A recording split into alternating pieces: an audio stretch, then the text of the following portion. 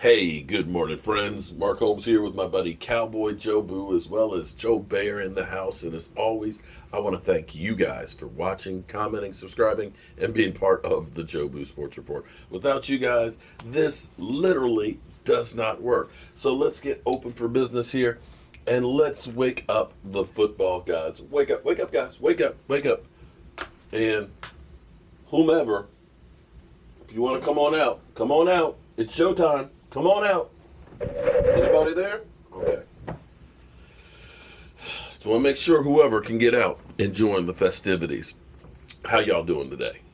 It's going to be a great week. It is draft week. We are 3 days, 10 hours, 13 minutes, and 55 seconds away from the NFL draft beginning.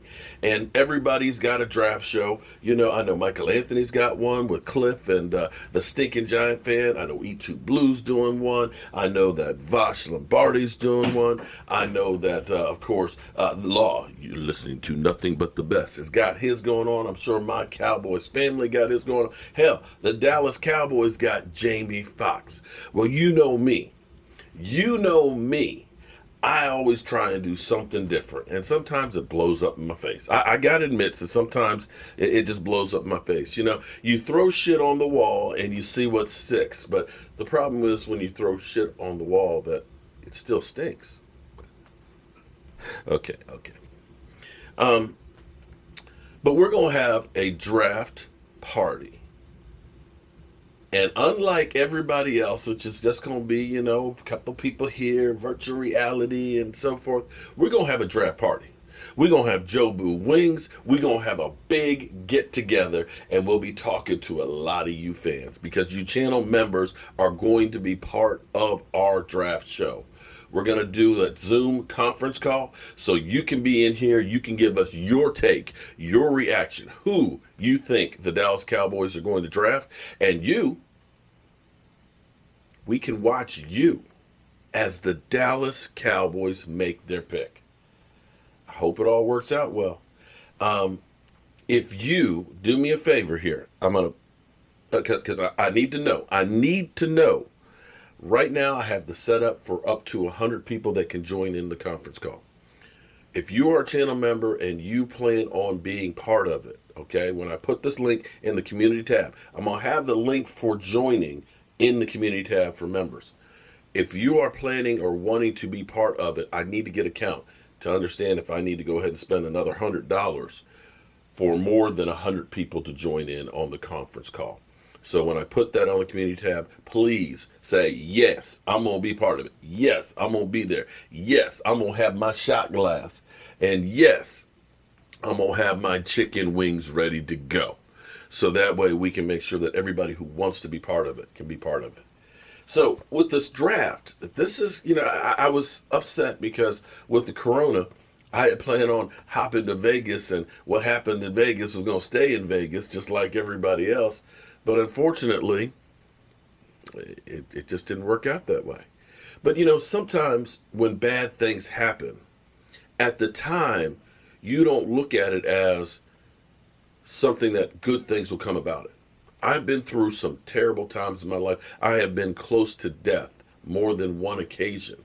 And at the time, I thought I was just in the worst shape ever in the world. But what I learned later on, these were things that made me a better person, made me better to react, and put me in a better place in life. I'm hoping that this is one of those occasions that we learn new things because we're forced to. And here we are. Let's go to how they're planning on running the draft. And then I want to get to talking about all the moves that the Dallas Cowboys are trying to make. Jeremy, Roger Goodell in the basement. What about the players, really the star of the TV show, those getting drafted? What's it going to be like for those dudes? Well, Bucci, great to be with you. And Joe Burrow, Tua, all those guys are going to have to be TV producers as well as draft picks because the NFL sent all 58 players involved in the draft a kit. And that includes a camera to try to capture those reaction shots on the couch when the big moment happens. And then production quality lights to try to enhance that shot. And then I'm also told that Roger Goodell is going to have some sort of interaction with each player, probably a FaceTime style interaction similar to the bro hugs that that you might see on draft night, this will have to do. And so a lot of these players are going to have to multitask their anxiety with their technical skills.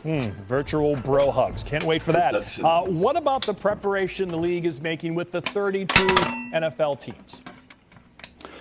So the league called all 32 teams this week to lay the groundwork for the weeks to come. And so this next week, each team is told that they need to get all their logistics in order, set up their IT plan, however they're going to handle all the steps of the draft night. And then the week after, so a few days before the draft, they will hold a mock draft. All 32 teams are expected to be on that call to make imaginary picks. They can pick X player leading up to the real night when they pick the real player. And so I spoke to one general manager that said, look, all the hubbub about the problems involved are sort of overblown. You make the pick, you call it in. Seems simple. What's the biggest concern, though, for those NFL teams as of now as the draft approaches a week from Thursday?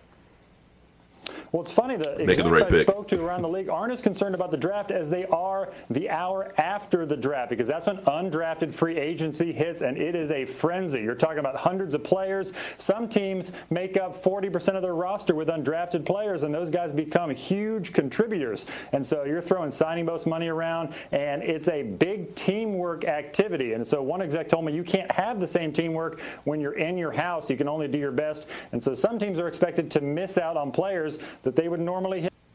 Yeah, and if you don't believe that, think about Tony Romo, who was undrafted, or La'el Collins, who's the anchor on our offensive line at tackle. That both of those guys went undrafted. And see, that's the problem of now. You think about it, La'el Collins, he was brought into the Cowboys first, and they took him over to Jerry Jones's house for dinner. And I guarantee you that must have been one hell of a meal, because they literally did not let him leave out of Dallas without a contract. So this is the time that, you want to think about, every week in practice and stuff like that. But see, this is the time that you really build your team. Champions are made in the off season. If you do not have a foundation, it's like a house. If you have a crummy foundation, I don't care what kind of house you build on top of it, it's going to fail. And this is building the foundation for the Dallas Cowboys. As Stephen Jones, I like to actually quote Stephen Jones often about where he says that player acquisition is a 365-day-a-year job. And it's not just a draft. It's not just free agency. It's trades. It's developing players. It's taking guys that other people couldn't work in their system and getting the most out of them. If there's one thing that I look at after surviving the Jason Garrett era, shout out to Randy. Oops.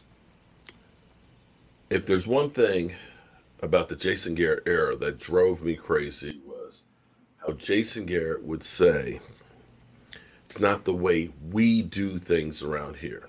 Like the way we were doing things around here was constantly winning Super Bowls, you mean? I could see saying that if you were the New England Patriots, who have developed a formula and a system that, this works and we repeat it. You ain't won jack. So when you say the way we do things around here, until you find a formula that works, then you need to keep evolving what you do to find the right combination. And this is where I almost feel like it's like a horse with blinders on, that you can only see right here. You can't see the other things that are being done and developed. And therein lies the fatal flaw with the Dallas Cowboys. They had players that could play, but they looked at him and said, meh, doesn't fit what I do over here. See, Bill Belichick understands it's not about having 7, 8 great players.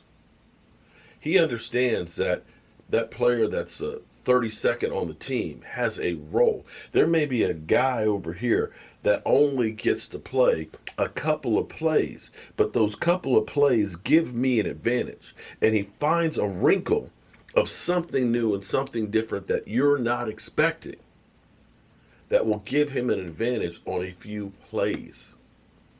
And usually, almost every NFL game can come down to 5 game-changing plays. You get them, you win. You don't, you lose. And it looks like the Dallas Cowboys, at least, are doing the whole 9 yards here of trying to get talent on this team.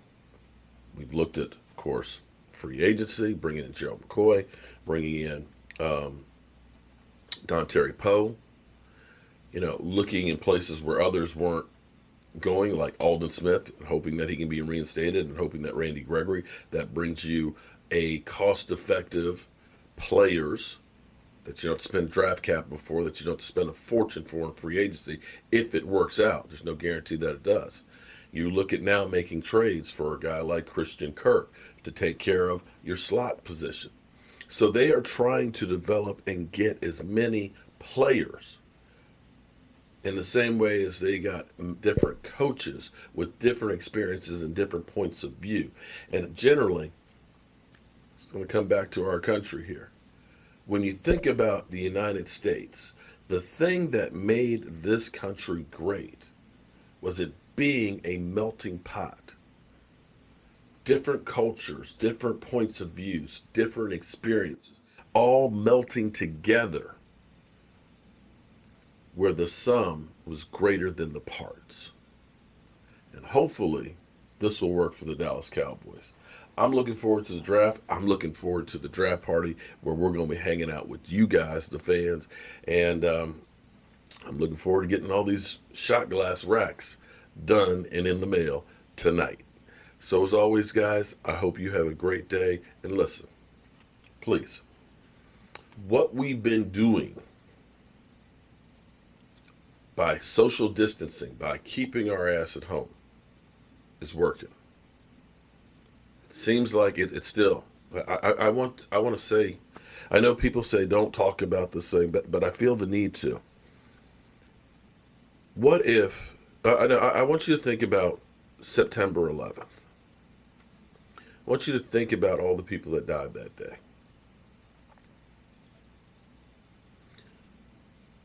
Multiply that by 13. That's where we are right now.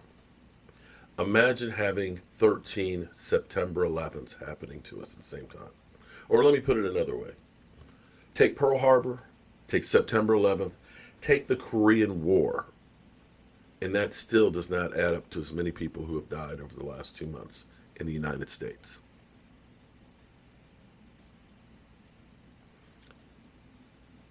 I know we all want to get back to normal. I wanted to be in Las Vegas this week. I wanted to have plans this summer. I wanted to go to the Hall of Fame, have big tailgates. But understand that until we get a handle on this, until it's eradicated, it can swarm right back up and be even worse than where it is now. It's going to be hard. But I want you to understand that during World War II, there was no internet. There was no social media like we have. There was no television. On the West Coast in New York, you couldn't have lights on at night because they worried about being bombed. You had a ration card which only enabled you to buy X number of goods. You had to turn in your car for its rubber and its metal for the war effort. They sacrificed. They worked in factories for the war production. All we're asking to be done is to stay home. That's it. Stay home. That's it. Sorry about being emotional about this stuff, but I know too many people that have been dealing with this directly. Being closed for 4 weeks, 6 weeks, 8 weeks is terrible. But closing a coffin on a loved one is forever. And it's even worse if you can't even be there for that. All right, guys. I got work to do. I got a tree man dropped a whole bunch of wood on my front yard. And I'm going to take it over to my parents' house. We're going to throw it over the brick wall so that way we don't have any contact. But at least I'll get some exercise and gives me something else to do along with these racks. I hope you all have a great day, and I will see you guys soon.